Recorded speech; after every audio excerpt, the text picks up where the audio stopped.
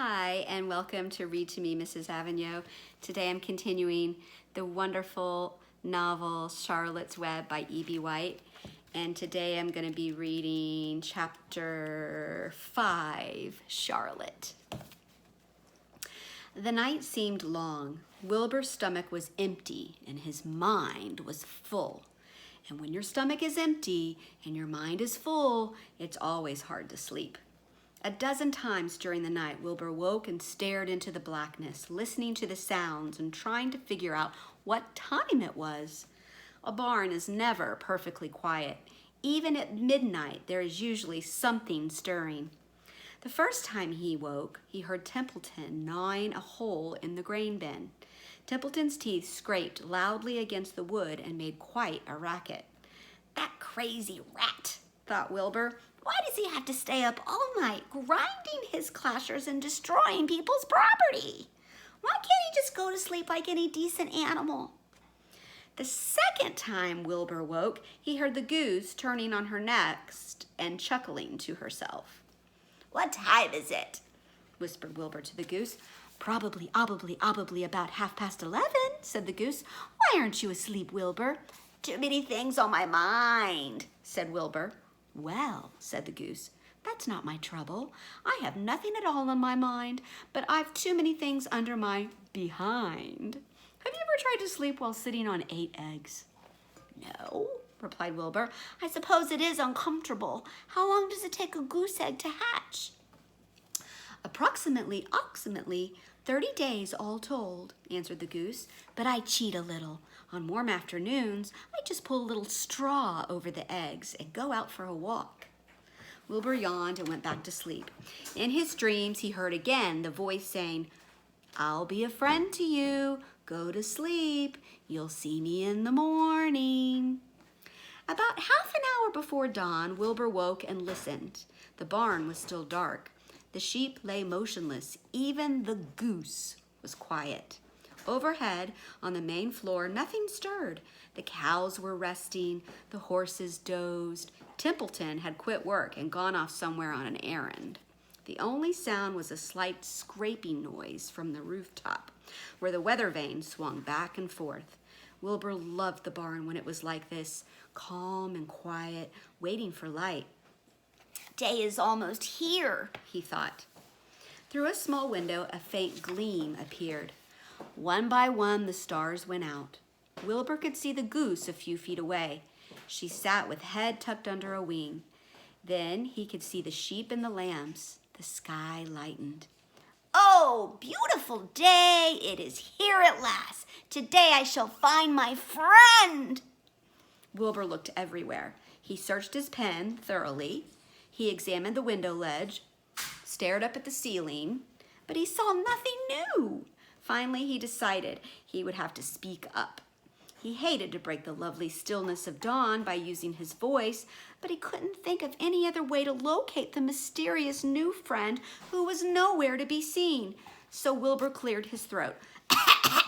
"Attention, please," he said in a loud, firm voice. "Will the party who addressed me at bedtime last night kindly make himself or herself known by giving an appropriate signal or sign?" Wilbur paused and listened. All the other animals lifted their heads and stared at him. Wilbur blushed, but he was determined to get in touch with his unknown friend.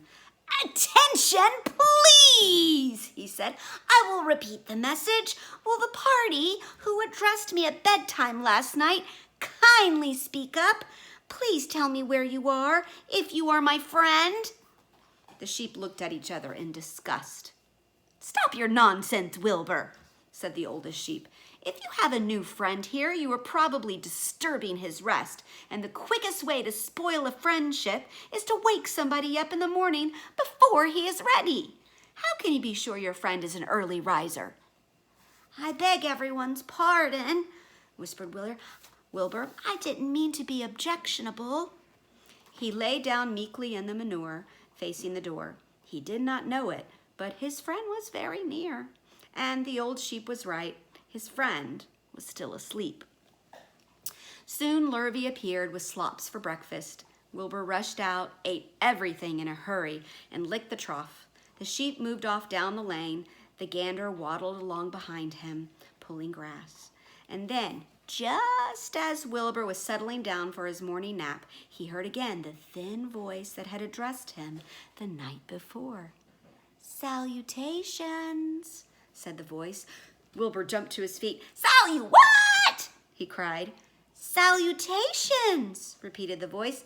"What are they, and where are you?" screamed Wilbur. "Please, please tell me where you are, and what are salutations?" "Salutations are greetings," said the voice. "When I say salutations, it's just my fancy way of saying hello or good morning. Actually, it's a silly expression, and I am surprised that I used it at all. As for my whereabouts, that's easy. Look up in the corner of the doorway. Here I am. Look, I'm waving." Here's a picture.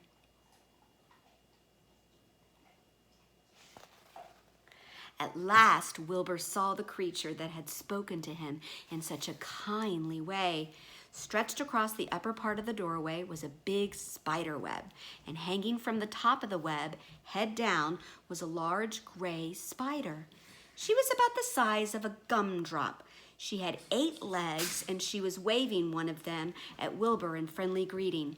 "See me now?" she asked. "Oh, yes, indeed," said Wilbur. "Yes, indeed. How are you? Good morning. Salutations. Very pleased to meet you. What is your name, please? May I have your name?" "My name," said the spider, "is Charlotte." "Charlotte what?" said Wilbur eagerly. "Charlotte A. Kavatka. But just call me Charlotte." "I think you're beautiful," said Wilbur. "Well, I am pretty," said Charlotte. "There's no denying that. Almost all spiders are rather nice looking. I'm not as flashy as some, but I'll do. I wish I could see you, Wilbur, as clearly as you can see me." "Why can't you?" asked the pig. "I'm right here." "Yes, but I'm nearsighted," replied Charlotte. "I've always been dreadfully nearsighted. It's good in some ways, not so good in others. Watch me wrap up this fly."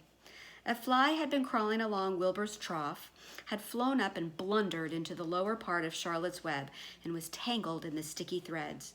The fly was beating its wings furiously, trying to break loose and free itself. "First," said Charlotte, "I dive at him." She plunged headfirst toward the fly. As she dropped, a tiny silken thread unwound from her rear end. "Next, I wrap him up." She grabbed the fly, threw a few jets of silk around it, and rolled it over and over, wrapping it so that it couldn't move. Wilbur watched in horror. He could hardly believe what he was seeing, and although he detested flies, he was sorry for this one. "There," said Charlotte. "Now I knock him out so he'll be more comfortable." She bit the fly. "He can't feel a thing now," she remarked. "He'll make a perfect breakfast for me." Here's Charlotte. "You mean you eat flies?" gasped Wilbur. "Certainly. Flies, bugs, grasshoppers, choice beetles, moths, butterflies, tasty cockroaches, gnats, midges, daddy-long-legs, centipedes, mosquitoes, crickets, anything that is careless enough to get caught in my web. I have to live, don't I?" "Why, yes, of course," said Wilbur. "Do they taste good?" "Delicious. Of course, I don't really eat them. I drink them, drink their blood. I love blood," said Charlotte, and her pleasant, thin voice grew even thinner and more pleasant. "Don't say that," groaned Wilbur. "Please don't say things like that." "Why not? It's true, and I have to say what is true. I am not entirely happy about my diet of flies and bugs, but it's the way I'm made. A spider has to pick up a living somehow or other, and I happen to be a trapper. I just naturally build a web and trap flies and other insects. My mother was a trapper before me. Her mother was a trapper before her. All our family have been trappers. Way back for thousands and thousands of years, we spiders have been laying for flies and bugs." It's a miserable inheritance, said Wilbur gloomily. He was sad because his new friend was so bloodthirsty. Yes, it is, agreed Charlotte, but I can't help it.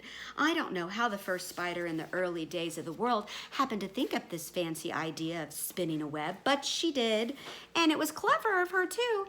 And since then, all of us spiders have had to work the same trick. It's not a bad pitch on the whole.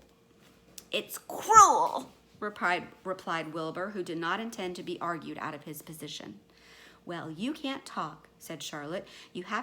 Your meal's brought to you in a pail. Nobody feeds me. I have to get my own living.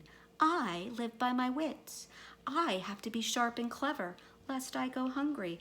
I have to think things out, catch what I can, take what comes. And it just so happens, my friend, that what comes is flies and insects and bugs. And furthermore, said Charlotte, shaking one of her legs, do you realize that if I didn't catch bugs and eat them, bugs would increase and multiply and get so numerous that they destroy the earth, wipe out everything? Really? Said Wilbur. I wouldn't want that to happen. Perhaps your web is a good thing after all. The goose had been listening to this conversation and chuckled to herself. There are a lot of things Wilbur doesn't know about life, she thought. He's really a very innocent little pig. He doesn't even know what's going to happen to him around Christmas time. He has no idea that Mr. Zuckerman and Lurvy are plotting to kill him. And the goose raised herself a bit and poked her eggs a little further under her so that they would receive the full heat from her warm body and soft feathers. Charlotte stood quietly over the fly, preparing to eat it. Wilbur lay down and closed his eyes. He was tired from his wakeful night and from the excitement of meeting someone for the first time. A breeze brought him the smell of clover, the sweet-smelling world beyond his fence. Well, he thought, I've got a new friend all right, but what a gamble friendship is. Charlotte is fierce, brutal, scheming, bloodthirsty, everything I don't like. How can I learn to like her, even though she is pretty and, of course, clever? Wilbur was merely suffering the doubts and fears that often go with finding a new friend. In good time, he was to discover that he was mistaken about Charlotte. Underneath her rather bold and cruel exterior, she had a kind heart, and she was to prove loyal and true to the very end. And that's the end of chapter 5, Charlotte. Stay tuned for chapter 6, Summer Days. Bye.